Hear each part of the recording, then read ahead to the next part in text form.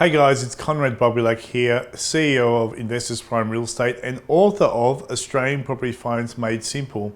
I've made a really cool video for you today talking about valuations and more specifically timing of the market, and also when you should be focusing your energy on doing valuations and when you should be focusing your energy on acquiring new properties. Let me give you a very simplistic overview of the property market in terms of its cyclical nature. So if you look at the property market over a long period of time, let's say 10 years, what we tend to find is the cyclical nature of the market. Now, over 10 years, for detached houses in Melbourne and Sydney, we've seen about 10% growth per year. Now in Melbourne, out of 390 suburbs, only half of them have doubled in the last 10 years. The other half hasn't doubled. So just because you're in property investing, it's not a guaranteed thing. But if you pick the best areas, and in Melbourne, I think there's top 45 suburbs, always do 10 to 12% growth, you'll get your 10% growth. However, the market itself goes up and down. There's a reactional low and then an emotional high. Now, if you look at that even further, if you look at auction clearance rates, which is probably the best way to measure consumer sentiment in the market, and in Melbourne and Sydney especially, majority of the blue chip properties are sold at auction. And really, if you look at auction clearance rates, it's simply a percentage of properties that have been sold at an auction that particular weekend. So when people say there's a 90% auction clearance rate that weekend, it simply means 90% of properties were sold and 10% were passed in. Now, that figure doesn't capture the 10% passed in that were then resold or on-sold on the following day or the following week. However, it is still a good indicator of where the market's at. And the highest that I've seen, and this is, let's say this is 100% auction clearance rates, which is virtually every property gets sold. This is 75%, 50%, 25%, and then 0, which would be a disaster. Now, historically, and I've been watching the market now very closely for over 20 years, the highest that I've ever seen was 2002, when auction clearance rates got up to 97%. That's virtually every house was selling on the market. And I think the only reason it gets to 100 was because there's always unrealistic vendors out there. They think the house is worth, hundreds of thousands of dollars more than it's really worth. But already 97 is a crazy market. It's a market where virtually everything's selling. The lowest that I've seen was around 42% during the GFC, where literally, 6 out of 10 properties were getting passed in at auction, only 4 were selling. So here's the thing, why am I telling you this? Well, as an investor, you've got to appreciate one thing. Majority of the public get things wrong. And if you want to become successful in property investing, you have to practice counter-cyclical investing. You've got to do the exact polar opposite of what everyone's doing. If everyone's going left, you go right. If you just have that one methodology and use it in your life when it comes to investing, you're going to win the game, because majority of public in Australia end up dead broke at 65. Asset rich, one house paid off, no cash flow. The average male is retiring with about 130 to 150,000 in their super, and the average female with about 110,000. And people are living now to 90. The old days where you retire at 65 and a year later they find you dead in the back of the veranda, those days are gone. I mean, these people are now going to fitness first, they're supplementing, they're eating, they're drinking NutriBullets, they're living for a long time, right? So if that's you, you've got to think about your future, you've got to think about investing in property. And going back to this, what is it that you do? What does counter-cyclical investing really mean? And this is what it really means. When the market's ridiculously hot, at the moment it's around 78%. When the market's really hot over here, all I do is I don't buy property at the peak of the market. What I do is I revalue my properties, because I've got high comparable sales, and I lock in those high valuations and I increase my line of credit. When the market's down, which is around here, I focus all my energy on buying properties. The best time to buy property is the moment it got passed in at auction. That's your number one time to make an offer. You see, that agent hates that property. If you're the vendor, they hate you, they hate your house, they've been in your house for 4 weekends straight, they've got no commission, okay? Their BMW or Audi payment is due in at the end of the month. They want their money, okay? Now this is when, if you're smart and you start negotiating after the auction has been passed in, the agent will start working for the buyer, not the vendor. The second best time is Monday morning, when they're all in the office, all depressed, getting slammed by the sales manager of why they didn't sell that property on the weekend. I'm just kidding, the market's very strong at the moment, none of these things actually happen. But it's true, your best time to buy a property is when the property gets passed in at auction. So imagine you've got an auction clearance rate of 50% or 60, which means 4 properties out of 10 are not selling.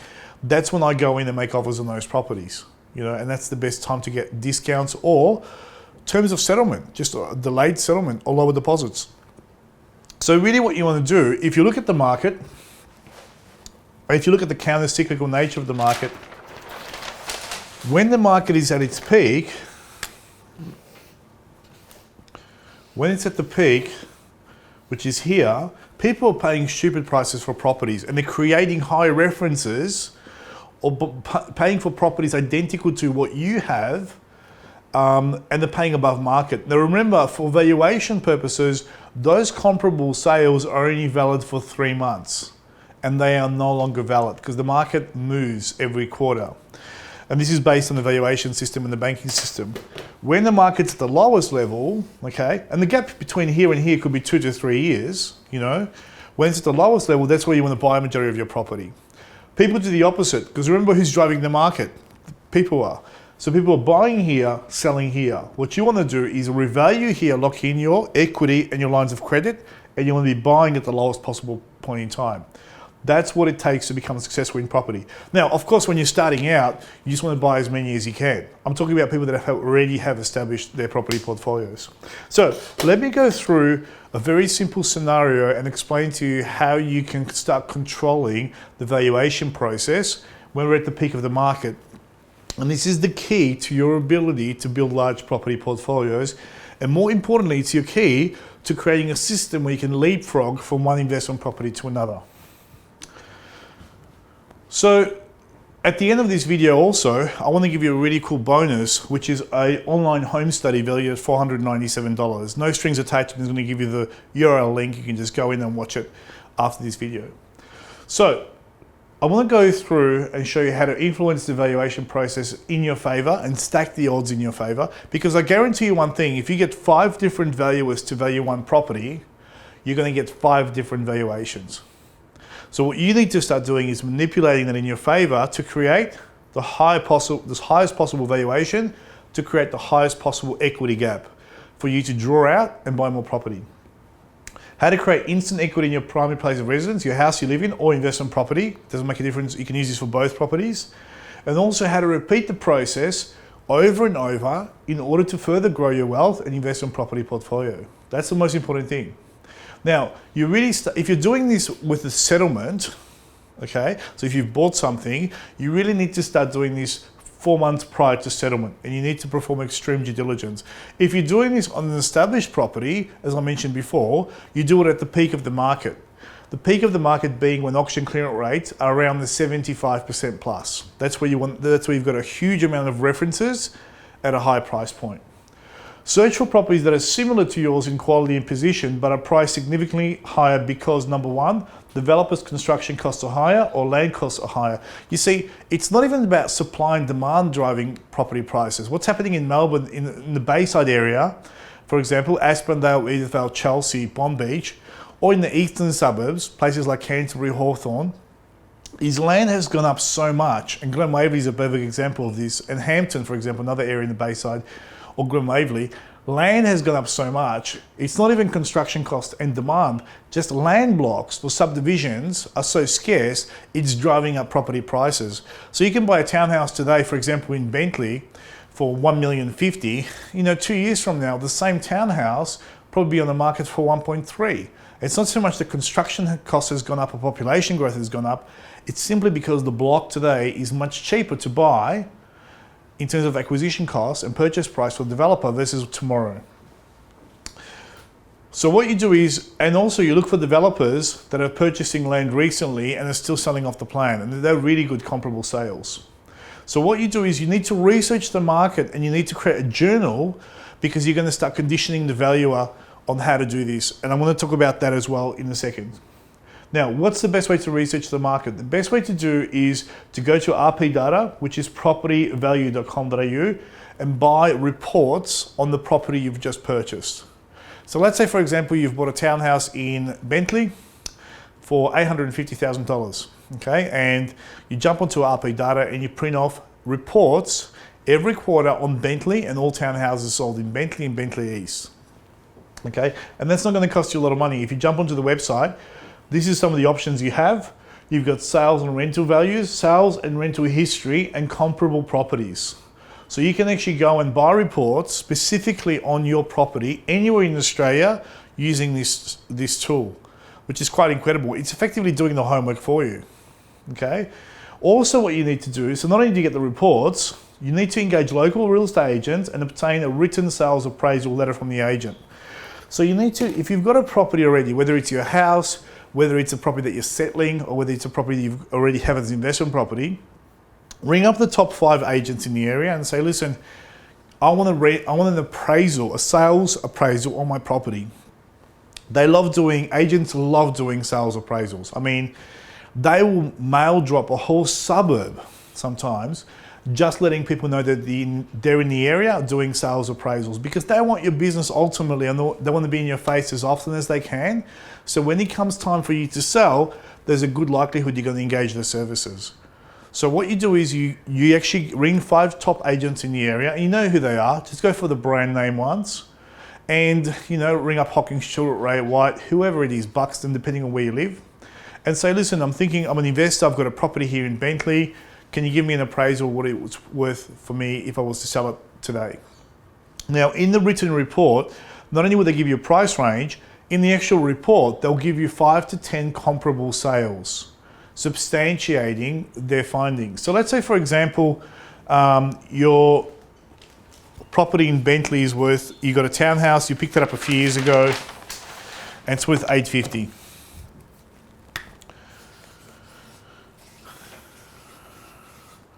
Now the agent will give you a letter saying that we estimate the property would sell today for between 900,000, for example, to 950, based on that particular property. But not only will they give you that in writing, they'll actually give you comparable sales, properties that have sold in Bentley or Bentley East in the last 3 months that are very similar to your property, but have sold at a higher price point to substantiate their claim. Now remember, this letter is just an opinion. Every agent can do this in Australia, okay? So what you do is you get 5 of those. So you end up with in your comparable sales, each agent will give you 5 to 10, let's say, comparable sales. So by the time you go through 5 agents, you've got 25 to 50 comparable sales. And you choose the top best 5 of those, okay? So what you're doing is you're arming yourself with evidence that your property in Bentley is worth $950. Then what you do is you ring up your mortgage broker, and if you've bought the property in the trust, which you should have bought it in the trust, if you watch my other YouTube videos or read my book, you would end up in business banking. Now in business banking, your business banker can actually give you the name of the valuer and the valuation company they use for your property. And what you need to do is ring up that valuer. Let's say it's Bob from ABC Valuations. By the way, that's a hypothetical company. You ring them up and say, Bob, I've got a townhouse in Bentley and I want to get a valuation for that property, okay? Now what happens is you get a private valuation, but you ask for the valuation format to be a short form pro forma valuation, which is a valuation used for mortgage purposes by banks. And you want to meet Bob on site. So if you've got tenants in there, you've got to organise that with your landlords to make sure you can let Bob through the property. When you meet Bob, you say, Bob, and these are the magic words you need to say to a valuer. I'm never planning to sell this property. I'm a buy and hold long-term investor. I'm simply reevaluating the property so I can get equity out of the property and buy another investment property. In fact, I've gone to local agents, the top 5 or 3 agents in the area, and I've got written letters here that the property is worth $950. I've also downloaded RP data reports showing you the recent sales history of the area, and these are the comparable sales that substantiate my claim that the property is $950.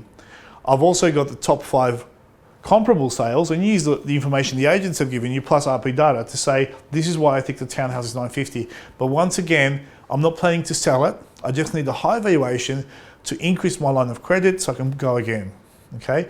They're the magic words you need to say to a valuer, okay? Because ultimately, if they think you're going to sell the property, they know automatically the valuation is going to be tested in the market. If you're not selling the property, there's no risk for them. So going back to this example, once you get those, you find out the name of the panel valuers that your current lender is using in the area, a mortgage broker, a banker. The best way to do it is business banking or your mortgage broker. And you would create a research journal, meet the valuer, provide him with those comparable sales, and give him the information. Now, the valuer will either come in and say, you know what, I want to do my own research, I don't care about any of the information you're going to give me, which is very rare, but it happens sometimes. They completely ignore you, which I've had happen to me. All you do is you trigger another valuation. You see, each lender has a panel of valuers. It could be 2 or 3 that they use in the same area. So you might have to trigger 2 or 3 valuations in order to get a favorable valuation. Now, it might cost you $200 per valuation or $250 up to $300. But you know what? That's the best money you're ever going to spend. Think about it. You're creating 100 grand worth of equity in a townhouse without even doing a renovation. For 300 bucks, are you kidding me? That's the best return on your money ever. You tell me something else that for $300 we can create $100,000 in equity that you can draw out immediately to use for other investing endeavors, and you still hold the asset. Have the property revalued using a good panel valuer. And then basically you show the value of the relevant market research that you've obtained and provide your opinion on what the property will be worth. Don't be scared to say the price. Say, look, I think this townhouse is worth $950. Here's 5 other sales that sold for $950. This is what I think the property is worth. Don't be afraid to say that to the valuer. You know, the more $950 he hears and the more $950 he's written down on letters from agents, subconsciously he'll start thinking about the $950 figure. Okay. Make sure that all you're doing here is you're making the job of the valuer super simple. And you've backed up your research. You're not trying to bullshit the valuer. The comparables have to be real, guys. Don't if you've got a 3-bedroom house or 3-bedroom townhouse, don't compare them to 4-bedroom houses, okay? It's got to be comparable. It's got to be properties that are similar, that have sold in the last 3 to 6 months. The magic words: I'm never planning to sell the property. I'm a buy and hold long-term investor. If your property is worth 15 to 20% more as a result of the high valuation, you can then leapfrog from one property to another a lot faster. This will enable you to achieve your financial goals much faster, okay? Your job as a professional investor is to revalue investment properties minimum every single year. You know, revalue them. You don't have to do anything with the valuation, but even if you create 30 grand or 50 grand more every year in your property portfolio, why wouldn't you do it for 300 bucks? It will take you a couple of weekends to get opinions, $300, and you've got more equity in your property. Now, one thing it's important to note as a strategy, if you're investing in, say, townhouses in Bentley, make sure you're purchasing them around the median price of the chosen suburb, because then you have the widest range of comparable sales. So if you buy a really expensive, unique property or very cheap, you might not get a lot of comparable sales coming on the market. If you buy around the median price of the suburb, which is the bulk of the suburb being sold, that's where you have the majority of comparable sales, because that's the highest turnover of stock. Does that make sense? Otherwise, if you buy a top or the bottom, you might wait every 6 to 12 months just to get one more comparable sale. Where if you buy at the median price, for townhouses, for example, in Bentley is around the 850 mark, then that's the majority of townhouses being sold. Stay away from ultra unique properties or properties in the outer rim, because the bell-shaped curve doesn't exist there. Not only will you find it difficult to find comparable sales, but the upper and lower limits of the price spectrum fluctuate during economic downturns. Like I said in many videos, don't buy in fringe suburbs, guys, because when there's an economic downturn, which is a really good opportunity to buy properties, your property's getting smashed and you can't access equity, or there's a lending restrictions imposed on your property. So you only do this with established inner suburbs in Melbourne. And in fact, when there's an economic downturn, properties don't actually devalue. What actually happens is more people, because there's less security and there's more negative consumer sentiment, they tend to buy cheaper properties. They don't overextend themselves during economic booms. You know, so what happens is you've got a couple and the job is kind of secure, but anything can happen. If they need to upgrade, they're not going to upgrade and stretch themselves. They're just going to upgrade and leave a buffer. And that's what happens to the median price. It actually shifts. It doesn't actually drop in value. When do you do this? You do it really when there's an emotional peak of the property market. So what you do as an investor, you start thinking about this, that you're doing counter-cyclical investing. You're locking in your lines of credit at the peak of the market and you're buying properties at the bottom of the market, because that's when you can negotiate favorable terms of settlement and discounts. The true historical performance of the Australian residential property market has been 10% per year. However, the market does experience emotional high, so it overshoots the market and then it reacts low. You can see the market, this is an example since 1890, but really the growth has started in the 1950s when we had the migrants coming from Europe, okay, and we had a massive shift in our population around the major capital cities. And in fact, if you look at the median prices in Melbourne and Sydney, as a general trend, they have doubled every 10 years. In fact, in my book, Australian Property Finance Made Simple, I actually document the median prices from the REIV since 1966. And you can see there, in 1966, the average detached house in Melbourne was $9,400. And today it's about $776. But there is a pattern of properties doubling roughly every 10 years. So if you stick to this formula, by locking in your lines of credit at the peak of the market, buying at the bottom of the market, you're going to do well and you're going to build a large property portfolio, which is what it's all about. And remember, there's no such thing as a common market anymore. One thing you can do also is to ensure the consistency of your capital growth by diversifying between different geographic locations. In Melbourne, for example, there's 8 distinctive markets now that have very little to do with each other. And the auction clearance rates in those markets are very different. Outer East could be doing 94%, and then you have South East doing 59%. So by diversifying and buying properties in these different markets, what you're doing is you've always got one property booming. So it's not only about targeting Melbourne as a whole. There's no such thing as a Melbourne market anymore. Melbourne is St Albans, 450 grand, and Toorak, 6 million. It's about understanding the cyclical nature of not only the state, the city, but also the sub-markets. So you could be targeting one area that has a downturn and then focusing on another area in the following months or quarters or years as well. I hope you enjoyed this video. If you're interested in learning more, I encourage you to attend an up-and-coming real estate investing fast track weekend. We run these events from time to time. They do fill out really quickly and seats are very limited. In fact, I restrict these events to 40 people, which are very small, intimate events. There's one up and coming soon. If you scroll down below this video, you'll see that there will be a link to the following website, which gives you all the dates. Now, these events are very unique because we have a number of speakers at these events, which basically go through the whole process of how to set up and build and structure a large property portfolio that will replace your income and eventually enable you to create financial freedom and and abundance. And that's what it's all about. Property is not about just buying property. It's about creating a system that eventually gets you out of work and gives you more time and freedom back. So if you are interested, check out the link below. These events are very unique because I've structured them in a very specific way. Day 1 is all about theory, finance, due diligence, research, psychology. Day 2, we actually put you on the bus and drive you around Melbourne and educate you on all the suburbs of Melbourne, which is quite incredible. And that's why I restrict these events to 40 people, mainly because the bus has 44 seats and we need to have 4 seats for staff. Also, if you're interested in buying my book, Australian Property Finance Made Simple, and there's a chapter in this book at the back just on market timing and getting valuations structured correctly and how to do this whole thing. You can jump on bookonfinance.com.au or Amazon and pick up a copy, have a good read. It is literally invaluable. It took me 3 years to write this information.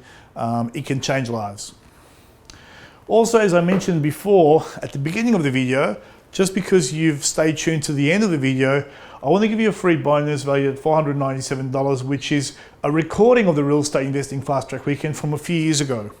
Now, 90% of this information is still current, 10% is outdated because obviously the market has changed in the last 2 years. So all you got to do if you want that home study, and it's super easy to navigate through, it's literally point and click and download your 265-page manual. All you got to do is click on this link here, or if you scroll down, there'll be a link below this video. You can access this information immediately. Just register your details, no strings attached, no payment. It's absolutely free, and it's 10 hours of contents.